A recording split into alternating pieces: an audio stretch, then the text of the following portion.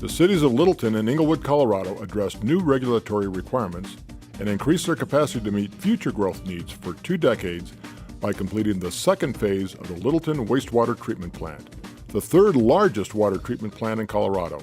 The 8-year, $114 million design and construction project serves a population of 300,000 and added new treatment processes, increased the capacity of the facility, and improved aged infrastructure. Engineers Brown and Caldwell incorporated innovative solutions into the design, which included a new patented process that removes much of the nitrates carried by excess water flowing into the South Platte River. This process also minimizes the amount of chemicals needed for water treatment, enhancing the overall quality of the water discharged into the Platte River. Millions of dollars were saved because the new process requires fewer operational components. These improvements were completed while maintaining a fully operational facility. The wastewater treatment project is now effectively providing better treatment and water quality in the South Platte River. And by incorporating innovations to optimize plant performance, ensure affordable sewage treatment, and promote environmental stewardship principles, the facility is one of the most advanced wastewater treatment plants of its kind in the nation. So we don't always think about energy consumption when we're talking about wastewater treatment facilities. We think about water. But the Littleton-Englewood Wastewater Treatment Plant is a great example of a project that really has a positive impact on energy consumption at a large scale.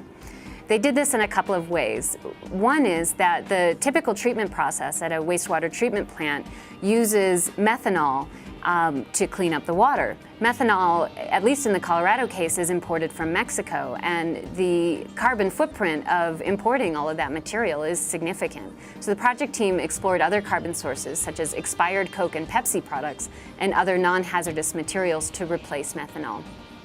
The project also focused on optimizing their energy consumption and integrating energy efficiency strategies into the facility. One of the ways they did this was installing smart controls, integrating smart controls into the system. So for example, the system allows for motors and pumps to be turned off and on rather than running continuously. This is a really obvious but really important strategy to optimize energy consumption. They also installed high-efficiency motors on the major pumps and highly efficient blower controls. These two things combined reduce the energy consumption for the plant's largest motors.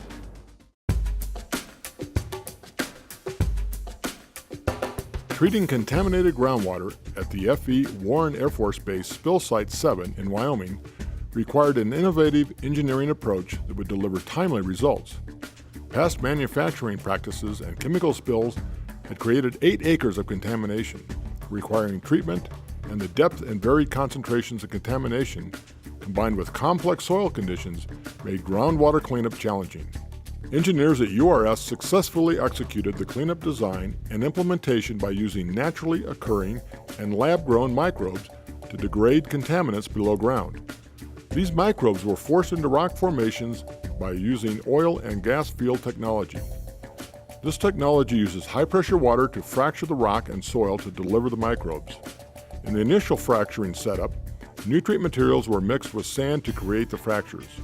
In the course of the project, 659 fractures were installed using 1.3 million pounds of sand and 15,200 gallons of nutrient materials.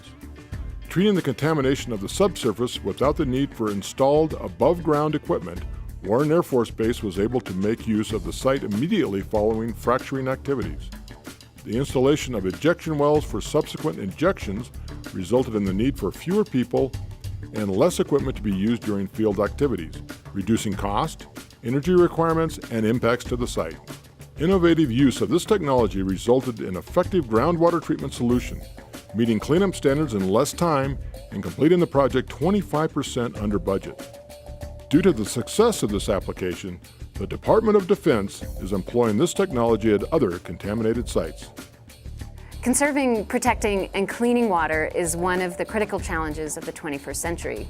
Groundwater contamination is a nationwide problem. Frequently, community water supplies are contaminated with chemicals known to cause cancer in humans.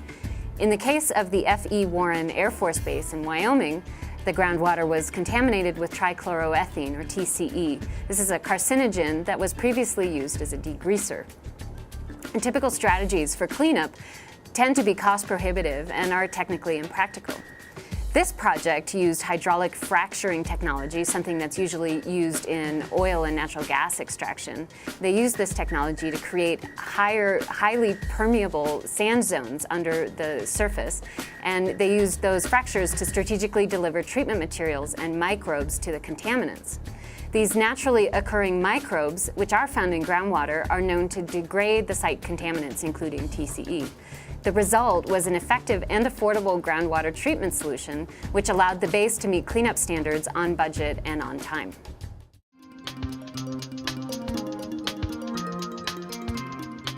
Located in the heart of Colorado Springs, Colorado, the intersection of Austin Bluffs Parkway and Union Boulevard was one of the highest accident locations and most congested intersections in the city. Engineers at CH2M Hill developed a new interchange configuration known as a single-point diamond interchange, designed to improve traffic safety and flow. The project included a bridge on Austin Bluffs Parkway passing over Union Boulevard and a new frontage road to improve local access to this major east-west corridor. An extensive context-sensitive solution process took place to engage the public and stakeholders in the design. A project website was also used to enhance communication with residents and commuters during the construction phase. Most design standards for interchanges are geared toward freeway classifications. However, this project was located in a populated residential area with speed limits of 40 miles per hour. The project team developed new standards and criteria for low-speed interchanges in urban settings for future generations of engineers to reference. From initial planning through construction, under a fast-track schedule, the more user-friendly, multimodal interchange solution has improved mobility, accessibility, and connectivity, providing for the safety of motorists, bicyclists, and pedestrians. The interchange design also allows for future expansion and accommodation of bus and rapid transit. The $37 million project was completed in less than 4 years, and the design matches the city's vision for its future to meet expected growth in traffic demands while protecting and sustaining the characteristics of the surrounding environment and the beauty of Colorado Springs.